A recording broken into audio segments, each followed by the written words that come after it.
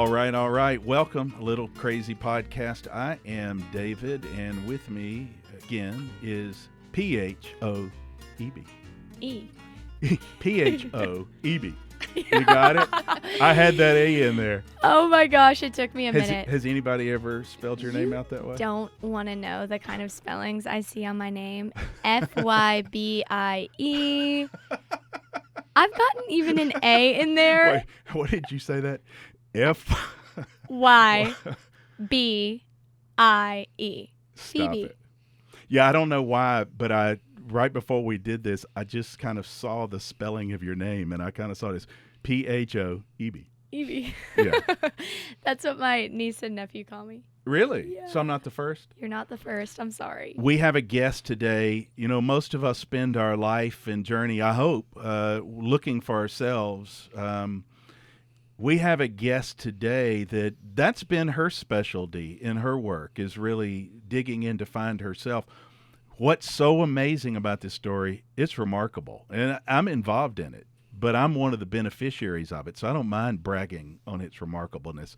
It's not only sometimes looking about yourself, but part of finding yourself is really knowing who you are, where you came from. Mm-hmm. And, family is such an important part of that. It's everything, as the saying goes. And we have a special guest, someone I have not known was my family, but until 5 years ago. Right. So we're digging in. My sister, Ruthie Lindsey, the surprise, it's out of the bag, as an adopted child. And I like to say I'm a big fan of adoption because sometimes I don't want anybody that's adopted a child or been adopted to think it's not a beautiful thing. It is. And it was so important in my life. But as an adopted child, for me, I spent a lot of my life, honestly, looking, wondering, who am I and where did I come from? And I was well into my 50s, and on part of the equation, I didn't still know. And I thought, I'll never know. And then in 2019, I find a miracle, and we see a name that we'd seen before, Ruthie Lindsey, and it reveals she's my sister. Ruthie, I never thought I would ever find family like you, and I certainly never dreamed we'd be sitting here storytelling and doing a podcast together. Welcome. Thank you so much. I am so touched and honored and grateful to be here, and it's just been this incredible, you can't make this stuff up, like how we found each other and that we get to sit here today and tell our stories and how the wild world brought us together. We went through a lot of hell and heartbreak and breakdowns, but it all brought us to this moment that is so precious. And I'm just so thankful and so grateful to be here with you. What's beautiful is, you have written this extraordinary book, Memoir, There I Am. And at the same time, so I met you right when you were on the final pages. We learn we're brother and sister. She's on the final pages of this manuscript. And so maybe my name sneaks in there on the last pages. I had just begun working on my memoir, Dear William. And I then have written most of it. And then Ruthie and her family show up on the last pages of that. I'm so fascinated by this concept. I always say, so many of us, we're living in the reality that we know.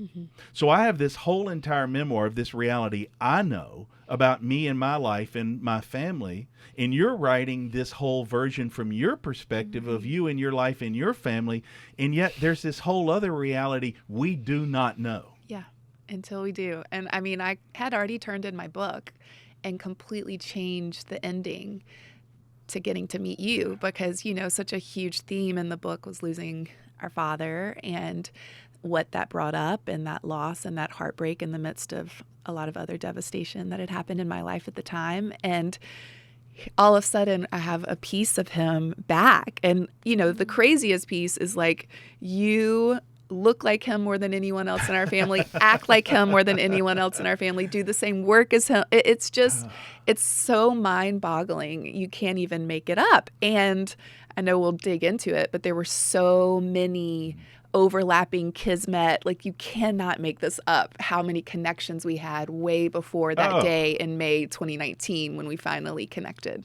It's true. And so, it's interesting of these parallels, and I'm humbled by the comparisons to him because I never got to meet him. He's deceased by the time I find you all, and so I have these stories to rely on. But I always like to say, I kind of feel like I know him because I am him in part, and it's kind of hard to explain, but I always felt like this person was inside of me trying to get out. And, I think that's probably where it came from. Yeah. Because I grew up in this family, but I really wasn't that family. I felt like a black sheep. Yeah. Well, and what's so wild, I mean, with all the studies that we know today, we know epigenetics are real. We know epigenetics are real. Like, it is passed down generation after generation, the trauma and these profoundly beautiful aspects. And, what I could get teary even thinking about it. Like, you hold so many of the profoundly beautiful things that he did in the world, and you took on some of his heartbreak and some of his trauma. And it takes one person to do the real deep inner work to shift that, right? And he did his own work in really beautiful ways, and there were things that he didn't have tools for that weren't talked about in his generation. Like, therapy was never talked about. He had gone to Vietnam, the amount of trauma. Oh, the amount of trauma he had from Vietnam, I'm sure. And being in a family where, you just don't talk about things, and you don't show emotions, and you don't share certain emotions, and you're not allowed to have these feelings. And so that was passed down to him, which of course was then passed down to us. Yes. And, I talk to my partner about this all the time, who's also in recovery. Like, I believe addicts are the truth tellers of their families. They are the truth tellers of their families because their bodies can't deal with the pain that their family generation after generation has held. And when someone does the work, to get sober, I mean, it's interesting. Even my partner, he was nervous to tell me that he was an alcoholic when we got together, and he's not had a sip of alcohol in over 6 years now. But literally, I was like, that just makes me like you so much more. In other words, I just moved across the room into your lap. Right? I mean, but it was so interesting because every addict I've ever met, again, truth teller of the family, they're usually the most sensitive, tender, empathic, just beautiful, beautiful, sensitive souls that don't yet have the tools to know how to navigate this very broken world. And when they gain the tools to do that, the work that they get to do and show up in the world, they are the gifts of this world. Truly the gifts. I know you're Eric, and he is a gift of this world. There is no question about it. There is a level of sensitivity that does lead us to want to swallow things. 100%. We feel too much. My William, his sensitivity was so high. Yes. I would watch him barely be able to, navigate a social scene in middle school, which everybody can be paralyzing to everybody, but he could barely get himself in there without, that's well said. So, here I'm looking for my family. I'd found siblings, and it was beautiful on my birth mother's side for so many years. And to be honest, on my birth father's side, I'd given up. Yeah. And my wife said, you need to go do this. These tools are out there, DNA testing. And I said, no, I'm good. And she said, effectively, I've heard that line from you before for too many years. Yeah. I think you need to close this chapter. And I said no. And after a lot of years of relationship, she's learned, and she just shoved this vial in front of my face. Spit, you fool, is effectively what she said. And so I spit.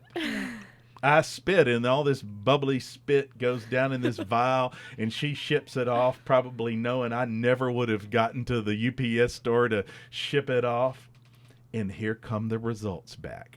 And we log in on the computer, Phoebe, and we're at my house, and my daughter-in-law is there visiting with my son. And they say, pull up your information and just see.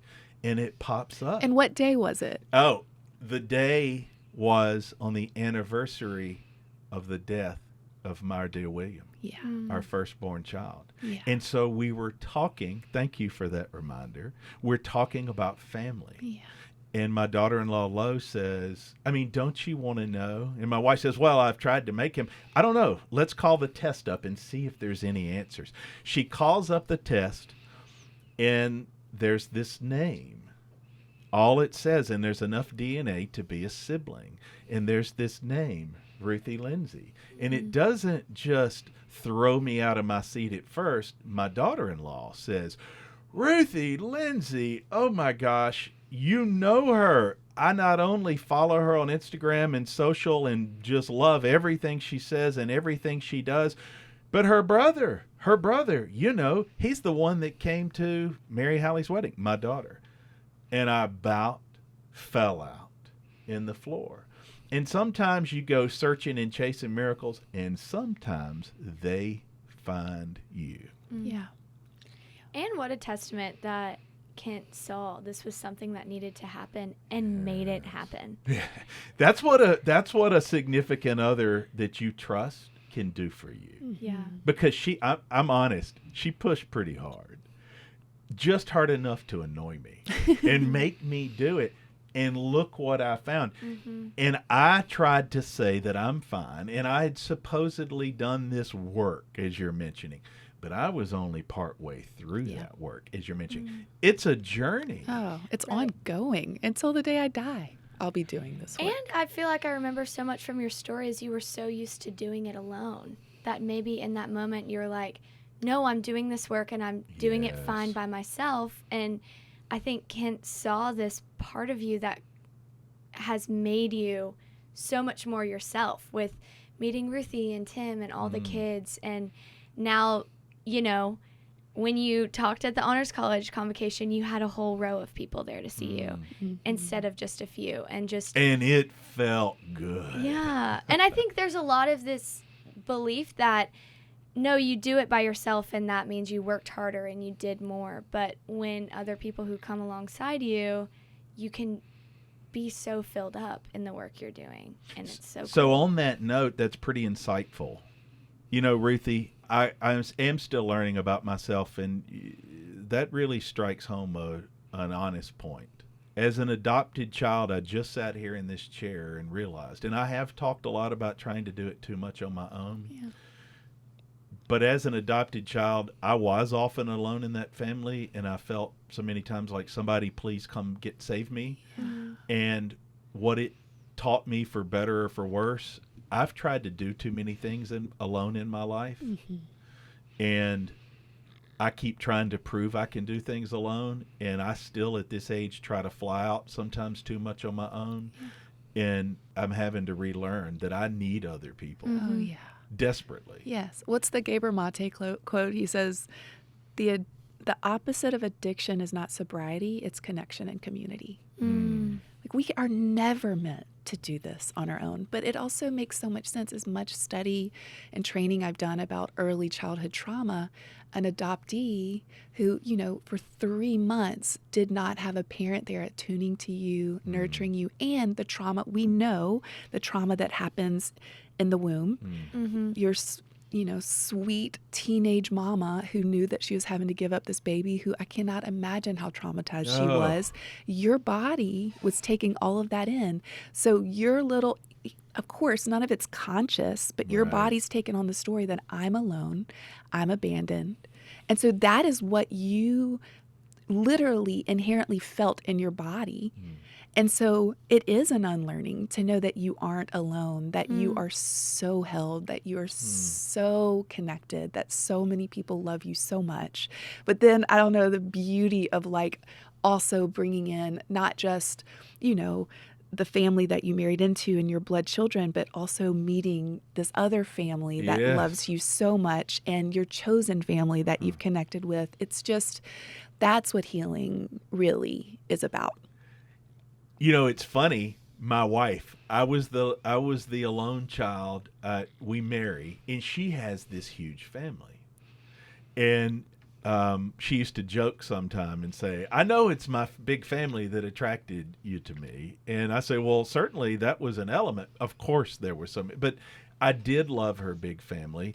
But then as life happens and as life unhappens, her family goes through a lot of changes. She loses her sister to cancer early, her father to cancer early, her mother passes, her cousins that she's close to, many of them move to different parts. So they don't have that big family gathering all the time anymore. And I'm the guy who had nobody, and now I have so many. Wonderfully, I can almost not keep up with it. I tell everybody, you don't ever know in life. What you're sure will not happen just might.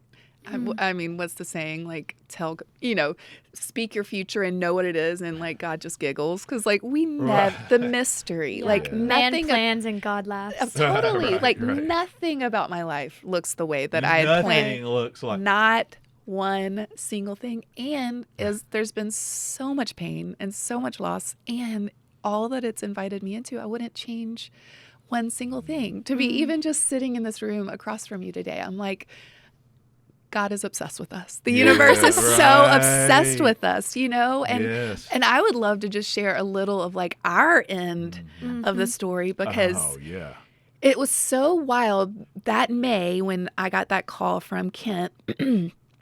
So the January before that, I was home for Christmas, and my mom out of nowhere says, hey, have you ever done one of those DNA tests? And I was like, well, actually, I think it was a year or two before that when I had spoken on the Glennon Doyle Together tour. Yes. Ancestry.com had sponsored it. Oh. And I had spit in the tube and never looked it up. Literally never looked it up. His DNA was in there already, but I had never signed in. So I didn't have a profile in there. It was just my name. Yeah, there was no picture of you. There was no information. Because I'd never gotten in there. It just said, and you'd never looked at it. So never. I would have known. There was this match, but you didn't know. I never signed in. Were you only matched because you randomly spit into the tube? And for never the Glennon looked it Doyle up. tour. Yeah. Oh, I my never looked gosh. it up. And it was only you out of the Sorry, whole family. Ancestry. We had to bring that information to her. Isn't that wild? So wow. And also technology is not my spiritual gift. So I just never even tried. I was just like, all the speakers did it. Right. That's it. So my mom asked me that question. I thought it was a little random, but she was like, honestly, so our parents were wild when they were in the 60s. They were hip. hippies, apparently. Totally. Your parents, I mean, Free sex, love, all the things. Uh-huh. So she's like, have you ever done that? Because a lot of your dad's friends, since this is, Ancestry.com, 23andMe have come out, have found out that they have children later in life. And I literally jokingly said, oh, I wouldn't be surprised if there's more than one. There's probably a Vietnamese Lindsey. I'm like, but I still don't ever sign in. Right. Because I don't even know how. You don't even know you're signing in. You did the thing, spit in the tube, but the miracle found you. 100%. But then it gets a little weirder. Take whatever you want with any of this. I meet this woman who says that she's like very intuitive. And one of the first things she says to me is she goes, I keep hearing missing brother. No. I keep hearing missing brother. Wow. And again, listen, what do I know? I hold everything so loosely. I'm so down to be wrong about everything, but here's what she said to me. And I do believe in miracles. And she goes, I keep hearing missing brother, and then your angels are circling the word dad. Wow. I'm not kidding. I have all of this in journal. Because I was like, this is really weird. And also, what do I know? I mean, I've had other miracles happen in this world. What's the Einstein quote? It's like there's two types of people in this world. One's where everything's a miracle and one's where nothing is a miracle. And I choose to be one where everything's a miracle. Too. I choose that as well. And so I hear that and I'm like, this is weird, but okay. Well, I have this teacher. She's one of my spiritual teachers who I go to, and I've been seeing her since like 2018. And she is just, I honestly, she feels like, I feel like I experience God's love when I'm in her presence. She just loves with the purest love I've ever experienced, maybe this side of heaven. And I tell her what my mom says, and I tell her what this random kind of odd person says to me. And literally, she never says stuff like this. And she looks at me, she goes, I believe they're right. Wow. And I was like, okay. And I trust this, my dear soul person, Sandy, and I trust her with everything. And something in me all of a sudden lands, and I'm like, I believe it too. Yeah. I believe it. And I'm not kidding. Oh, and I was like, well, what do you think I need to do? How do I find it? She was like, I don't think you need to do anything. I think it's all. Just wait. It will find you. 2 weeks later, I get a message on Facebook, which I never use. And it's from Kent. And she says, my husband does not have Facebook, but I'm reaching out to you because he recently matched with you on Ancestry.com. Wow. And I believe that y'all may be relatives. And I'm like, this is my brother. I know it. Your This is my response brother. was, the first thing you said to me is, I've been waiting for you. Yeah. He calls me and he goes, you go, do you know why I'm calling? I go, well, I've been waiting for you. I think you're my brother. Wow. And like, you can't listen, You is it weird? can't make Yes. that up. And also, it's what happened. Like, that was my experience. Yeah.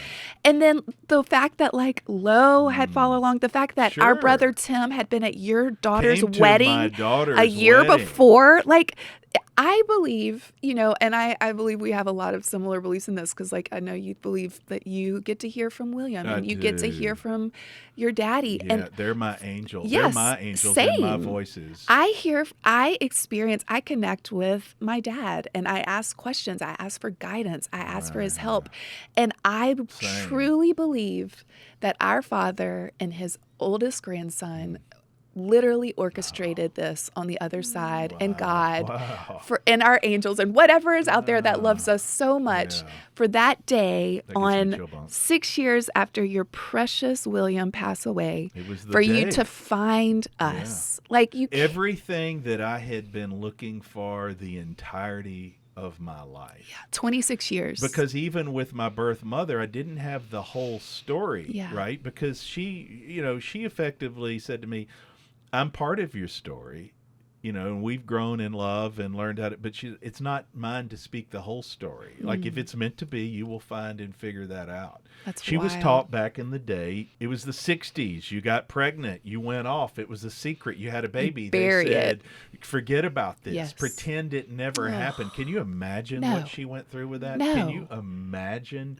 That trauma? the trauma separating from your baby? Pretend it never happened. Oh. Go live the biggest lie of your life. Yeah. Because it's not okay to tell people it happened. That's what you were told. That's the most devastating, traumatic, heartbreaking Devastating. for the mother and for the baby, I because know. you were also, I mean, Yes. we know this is real. You were feeling her trauma in the Oh. womb. You felt that separation 100%. when you got pulled away from her and you were in this orphanage for 3 months. Like And chased it for my entire life. 100%. But it's a miracle because I could stop drinking or I could do this or that, but honestly everybody that knows me will say over the last 5 years my growth as a person has been so substantial because I have the entirety of my family now. Yeah. And I know who I am. Yeah. And knowing who I am is for all of us so powerful. Yeah. And you wrote your memoir. There I am. Again, just another beautiful thing is we didn't even know one another, Yeah. but that's been your journey. Is, Yeah. Who am I? Totally. Who am I? Yeah. I mean, I think that's been the more defining thing is the minute we've met, we started talking and we've really not stopped. Whenever we get together, we just go until we're Yes. exhausted and fall over. But the thing that I've been so mesmerized about you is we've just been searchers on that journey pretty Yes. desperately. Yeah. Yeah. I would say maybe sometimes very desperate. Very. I mean, I was really unwell for a really long time, and I know we'll talk about that more in our other podcast, but I was really, really, really unwell and, tried to fit in the perfect little box and be this perfect little girl and, do all the things I needed to do to be liked and loved and belong, which we're hardwired for belonging. It's the most human thing under the sun. We are hardwired for belonging, but I didn't know who I was. And then, I die in this car accident and, all of a sudden these doctors put me on I got teary last night. I mean, they had me on the highest level of fentanyl, highest level. In the days when fentanyl was not even a thing. Totally. And we're talking about my son William, who was on the bleeding edge, died of an overdose, one of the first ones on fentanyl. That was the first time I heard of fentanyl. Yeah. I mean, you were there. Yes. I was in a bed for 7 years on the highest level of fentanyl, morphine, hydrocodone, name it. And I just took anything the doctor said because, what's so interesting, even though it was prescribed and I didn't abuse it, I remember the second I took that first hydrocodone and I was in so much pain because at the time we didn't know a wire had pierced my brain, but I was in so much pain that I remember the second I took it and I was on a youth trip.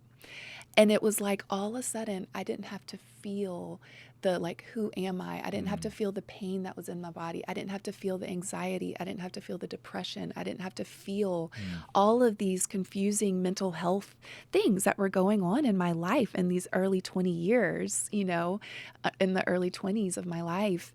And I loved it. I absolutely loved it. And even though it was so heartbreaking and devastating, checking out from this life actually felt like a respite. And, I know we're going to dig way more into all of this, but No, I'm interested now. The mental health piece, all of it has sent me on such a journey of unlearning of who I thought I had to be, what I thought I had to look like, how I thought I had to behave and come across as for love and belonging. And it sent me on such a path of understanding trauma, understanding, pre-verbal trauma, understanding epigenetics and my mother's trauma and all this that was carried in this highly, highly sensitive body of mine. Right. Highly tender body, and where I wasn't really allowed to feel a lot of those emotions growing up. And all of a sudden I could numb it all. And I didn't have to feel the sensitivities and the heartbreak of the world and the heartbreak of my own life and the heartbreak of my life doesn't look the way I thought. And, I thought I'd have all these children and be doing all these different things. And instead I'm in a bed on all these narcotics.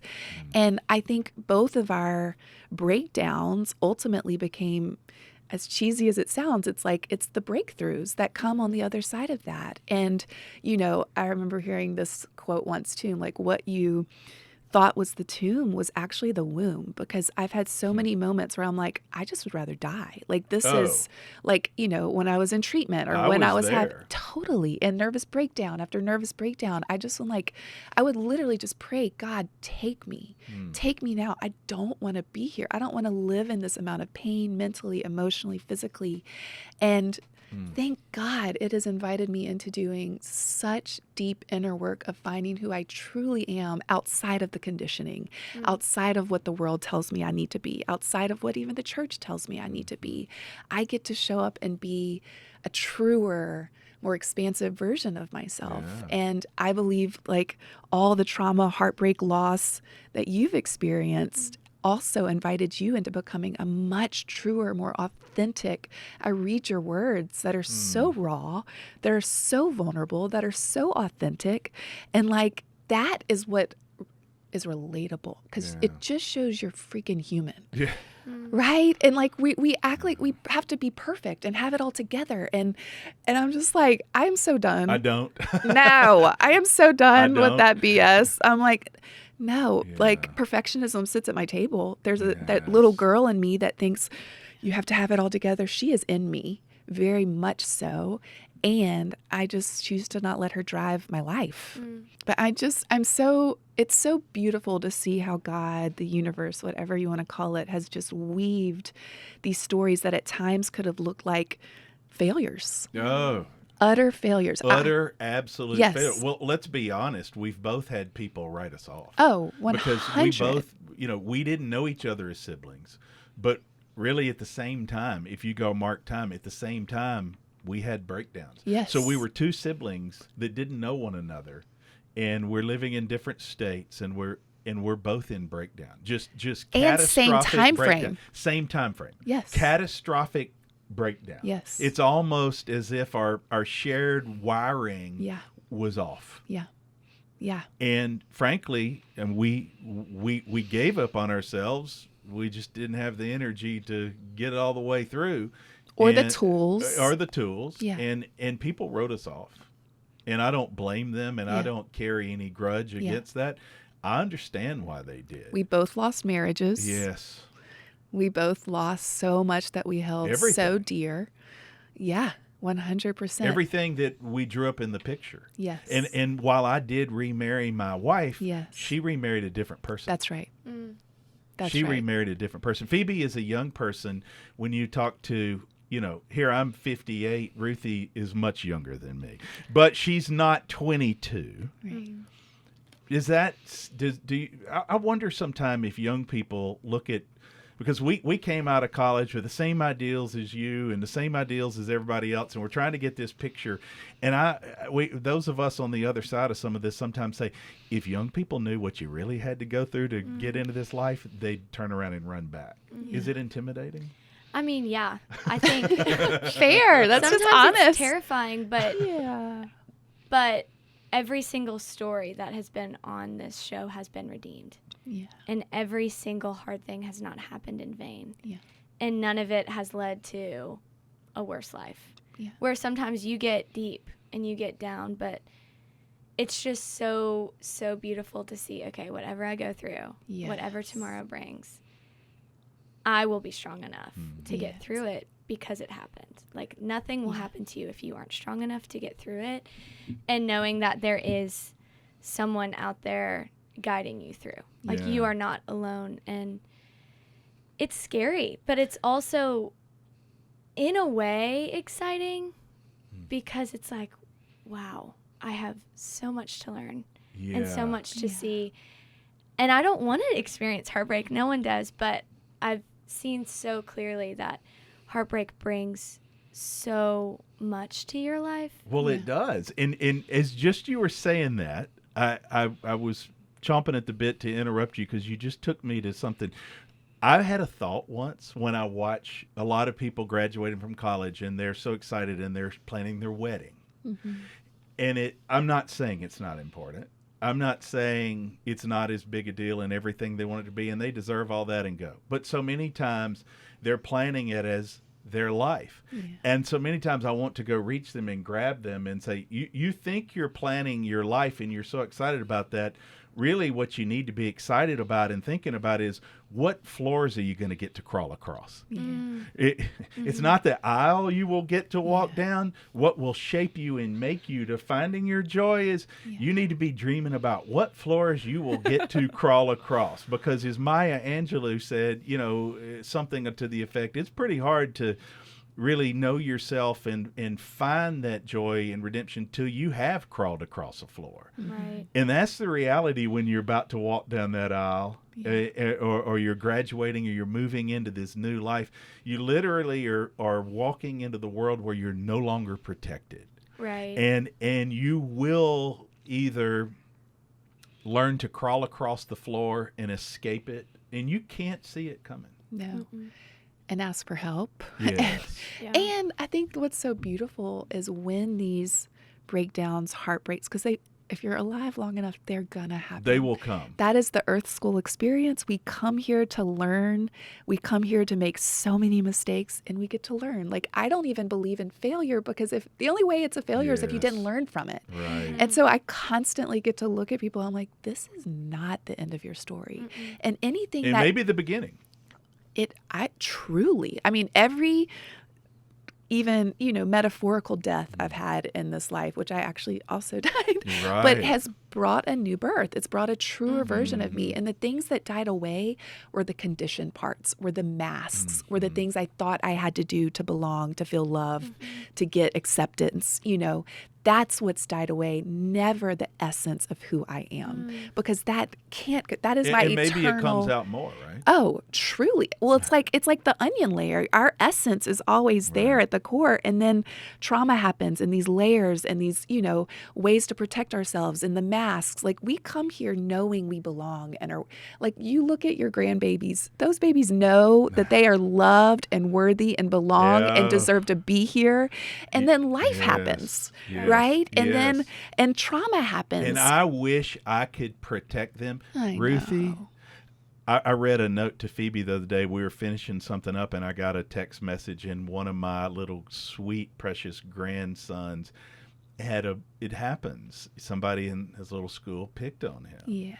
And he ate the wrong thing at lunch, and then maybe he had a booger on his nose. And these are the things that small children across from you can give you a hard time about. I read that, and all I could think about is my late son William and being picked on in 5th grade. And I'm not assigning that this will go that level. All of us have been picked on, and sadly, all of us have picked in some way. Let me be clear. We to played both roles. Anybody I have ever done that to, I am so sorry. Yeah. I am so sorry. But when I get that message of my grandson, that precious angel who went through that, I can't quit thinking about it, because the world will punch them. That's right. Mm-hmm. Because they know they are loved. You're so right, and they are. But the world will punch them, and they will have to learn how to crawl across their floor. Yes. But it hurts their grandfather to the core. And, there's this child psychologist, Dr. Becky, that I love. I'm not having children in this life, and I adore the work she does, because it's also inner child work that we all need. Mm-hmm. But she talks about a lot. She's like, it's actually not loving to give your child the perfect childhood where you fix everything for them, because then they don't learn resilience. Then they don't learn how to navigate this world, because it's painful out here. You're gonna come. And we want to protect them so much, but we cannot. We can't. But you teach them resilience. You teach them how to regulate their little nervous systems and help them to feel safety and help them to know that they are loved. And they're gonna come up against, that's the human experience. But helping them navigate that is the most loving thing, because no one's going to be the perfect parent. Everyone's going to make a ton of mistakes, because they're human. Because they're human, right? And teaching them how to navigate that, and teaching them, even as a parent, I didn't really experience my parents apologizing to me. Right?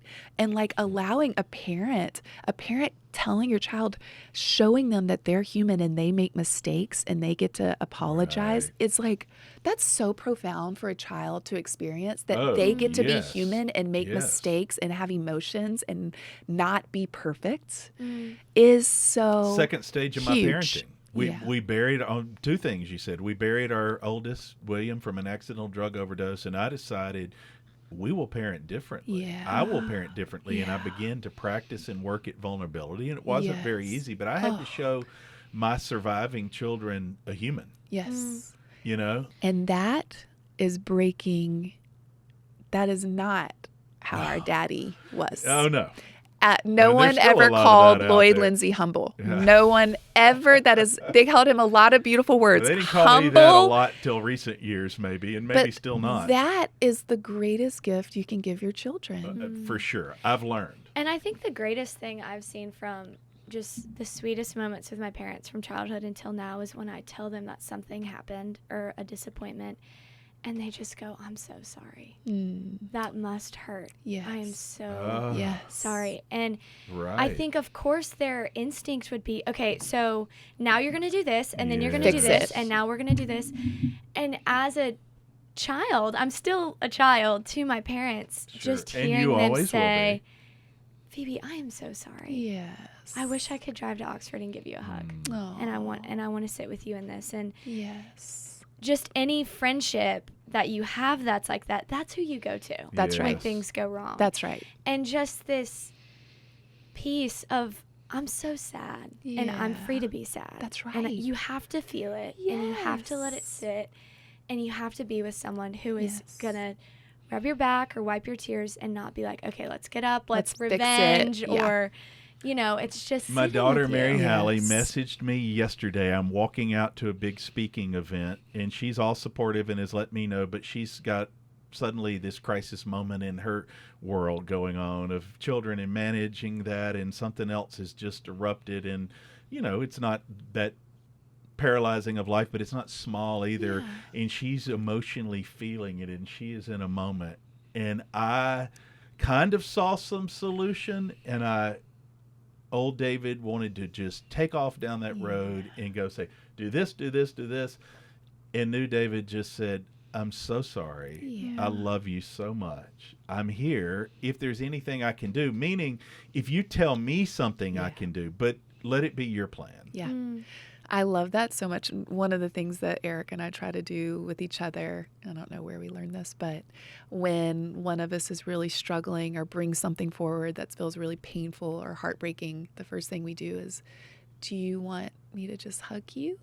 Or would you like me to share what I think about it? Wow. But we ask first before giving advice, before saying, here's what I think you should do, here's what you should say. It's like, what do you need right now? Do you want a hug? Do you want my opinion on it? And 9 times out of 10, I just want a hug. Yeah, right. You don't need a, yes. Yes, I just hold me. Wow. Just sit here with me in it. Don't try to fix it. Allow me to be in my pain. And that sweet man has held me while I have wept and wept and wept and wept. And he doesn't try to fix it. He doesn't, he's not even saying anything most of the time. He just holds me. And I'm like, that is one of the greatest gifts anyone can give someone else. It is such a privilege. And of course, there comes a time when the sadness has passed and you're like, okay, I'm ready to get up. That's right. And that's where the advice comes. And that's where it's like, okay, I really felt safe in my sadness and felt like I was seen in that. And now I feel like I'm ready. And I feel like hearing about your grandson. I mean, I wanted to drive over to the elementary school and pick on whoever picked on And I might mother. have let you.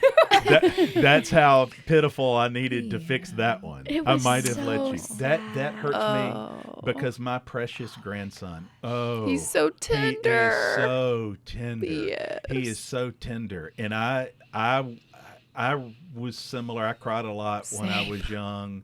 I was similar. My William was, and that just hits me at the hardest part. But the resilience of, we have to, when we lost William, not only did I try to show them some vulnerability, but I realized I can't do this for them anymore. And so I kind of shook them off my leg. Not that Hudson and Mary Hallie, my other two, were clinging to it, but I really didn't give them the opportunity. It's like, well, you can pay for some of your college and you can figure out how. And I'm just not here to fix everything for you. And that's empowering. The change was shocking. Yeah. And I thought, why haven't I been doing that all along? I had it all wrong. My need to control. Yeah. Trying to get this picture. Well, and control is a trauma response. Oh, yeah. We want to control especially when you're traumatized as a child, control is a trauma response. I want to control everything around me and my partner and my children and my environment so that I can feel a semblance of safety. Finally, I will just control it and I will fix this and then I will be good. And everybody can see that I'm good and everybody can see that I have the perfect family. Everybody can see I'm not just this lost, adopted, bastard child who, look at my family, look at my children. Yeah. And then once I'd lost one, I thought, oh, they're looking now. And then so it's broken and we'll try to crawl and get back up and we'll just do it different.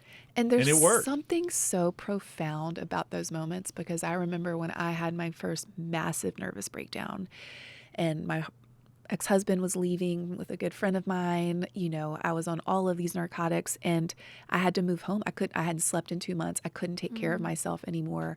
And all of a sudden I had been, the picture perfect little girl. I was homecoming queen, most popular. I won every accolade. Everyone in my town. You were fitting the picture across the board. I just perma smile. You had that smile and even dimples. Leaving the hospital with this big old neck brace, I never did a minute of therapy. I just was like, everything's okay. Everything's perfect. I'm back. I'll be fine. I had a massive eating disorder.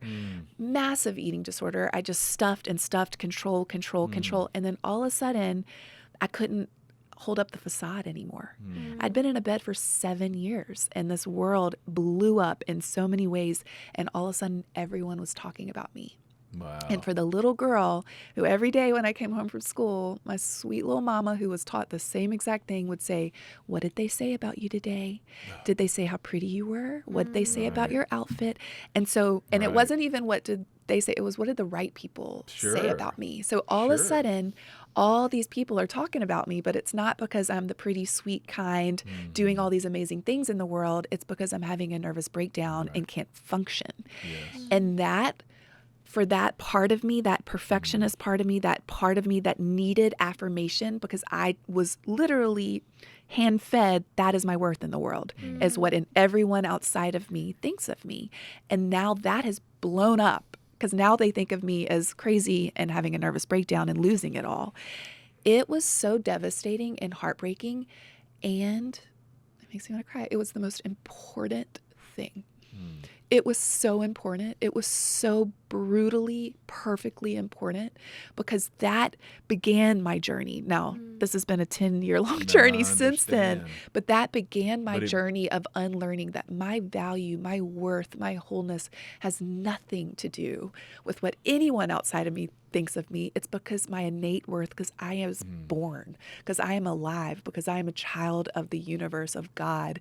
I am deserving, as is every human on this planet. As is every human. It just shattered the facade 100%. you had tried to protect. All the for masks, so all the long. onion layers of, I mean, I didn't cry when I came to Ole Miss, after that wreck.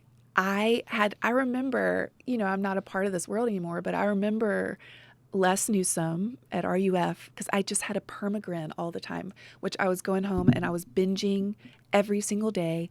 I didn't cry for 7 years after my wreck. I am the most tender, sensitive, I shut it all down to survive. I cut it off. I cut off my emotions because I had no tools to handle it.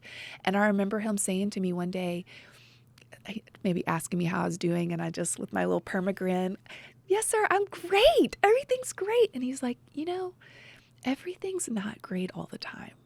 And I remember just in my head, I was like, I thought I was getting in trouble. I was just like, Right. What does he mean? Does he not think that I'm, and of course I'm just going what does he think of me now? And Right. spinning, and I remember that moment, because I was just taught, you smile, you say, yes, sir, you are polite, you are sweet. So I would show up. No one knew that I was suffering so deeply, that I had no tools, that I was literally binging so much every single day that I would have to get horizontal because I felt so ill. It was never talked about. It was never acknowledged. There was a short little intervention from my parents because they were worried because I had gained a lot of weight. But when I was anorexic, there was nothing talked about at all. And I had not had a period for a year and a half. And then I swung so hard the other way. And those were ways that I was trying to control my life, because I had no tools. It was either starve to have control or stuff emotions. And, extremes. But all of that, it was a facade, because I was very popular at Ole Miss. I knew everyone on campus. I was, awarded all kinds of things. Person with the big smile, the dimples. 100%. As I said, you could see you could see you coming from a mile, and you're in the room. Never met a stranger. Friends with everyone. And at home, I was losing my mind and had no tools to navigate it. Of course, I'd never done a minute of therapy. I had no tools. And so the second chronic pain moved into my life, and it moved in hard when that wire pierced my brainstem. All of a sudden, the facade was gone. I'm in a bed on a bunch of narcotics, and as crazy as this sounds, even though I hated my life so much, I didn't believe a lot of the things that I was working in a church. I didn't believe a lot of what I was teaching. I felt so disconnected. I felt really abandoned by God, to be honest, at the time. I don't believe that at all anymore. It actually makes me want to cry because I feel so loved.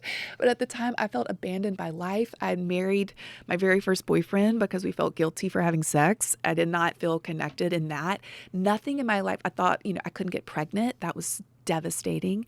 And all of a sudden, this pain moved in, and I had this escape. I got to take these drugs. I got to lay in a bed. I got to watch TV all day. I didn't have to show up for my life anymore. And as much as I hated it, I loved not showing up to my life. There was something I loved about it. Yeah. There was something I loved about it. I did not have to show up to this life. I didn't have to keep up the facade anymore. And I got a lot of, people feeling really sorry for me. So I got a lot of care. And it's wild going back and looking, because of course none of this was conscious. Of course. Sure. You can only go back and reflect and go, what happened? Where was it? Right. And none of it was, no one ever compared it to mental health. It was all physiological. She had this wreck. She has pain. There was nothing talked about mental health with any of it, which was, if not larger. Which is a little bizarre back that we did that in that age, because it was Totally. not that far long Totally. ago. It wasn't. Same with me, is I was drowning, and people write me off in school like he's lazy. I'm drowning. Totally. Nobody ever thought, I wonder if he's depressed, Right. which I was. Of course. And it's so cool how in those moments of deep depravity, loss, pain, hurt in both of your lives, how you can look back and see that was when it changed. Yeah. That was when everything I held so tightly to was ripped out of my hands, and I had to figure out what I believed, who I am, and what I want to do with my life. Yeah. And how in those moments, that was when your life took a pivot, and Yeah. it started to turn onto this path where that has led you where you are today. Do you remember a moment of your first ray of sunshine where you thought, well, maybe I could do this, or did it just happen?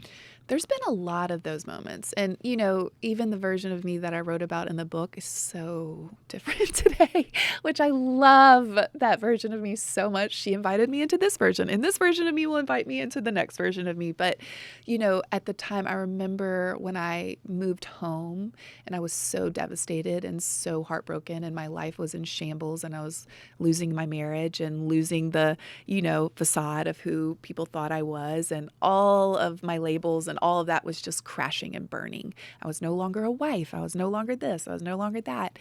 And I remember my first little glimmer. It was little, but little glimmer is when I started weaning myself off of the narcotics. And, you know, we know this is a fact. You cannot numb heartbreak, broken, depraved feelings, depression, and not also numb joy and beauty and all It all things. goes down in a chord. It's 100%. And so by me trying to numb all the, what I thought was just physiological pain, which now I think is so cute that that's what I believed. Yeah. Because I'm like, dear God, there was so much more there. But while I was trying to numb how much devastating physical pain I was in, which I still am in, I was also numbing that. And so as it took me about 4 months, which I don't know how I did this on my own and not going to treatment, because it's wild. Because again, I was on the highest level of fentanyl. But as I started sleeping again, weaning myself off of these narcotics, I remember the first time sitting in Libby and Lau's backyard, and there's this tree called a Magnolia fuscata, and it was our father's favorite. And I remember, and I always have loved flowers. And I also, I'm a Libra. I love beauty. I love beauty. I love creating beautiful experiences. I love creating beautiful homes. I love creating beautiful environments for people and for myself. And I didn't care about any of that in that time at all. And I remember being outside and smelling, and I was probably a few months into, I wasn't off of everything yet, but I was off a lot, and I was way more awake, right? And I was way more conscious. And I remember smelling this tree, this Magnolia fuscata. And I remember just sitting down in the grass and starting to cry because it smelled so beautiful. It was so beautiful, and I could appreciate it, and it reminded me of my daddy, and it was like I could feel. You felt. I felt. Wow.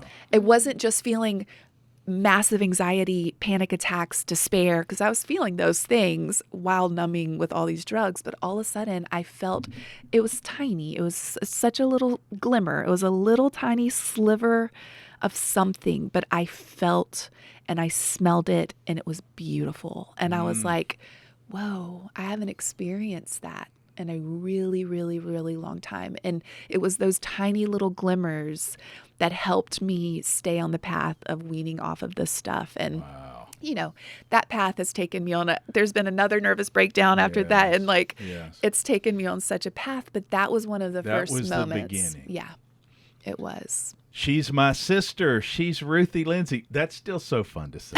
I will never get tired of that. She's my sister. She's Ruthie Lindsey. And I have a surprise for you. We're coming back next week where we pick up from here with part 2 of this story. You can find her fabulous newsletter, Love's Invitation, on Substack. You should follow her like I do on Instagram. She's a fantastic storyteller, and learn more about her work there, and you can find her website and others. But that Substack, that's a good place to start. She's a healer and wants to share a lot of the work she does and learn from others. She's Ruthie Lindsey, but the great thing is she will be back next week, part 2, the next episode, the rest of the story.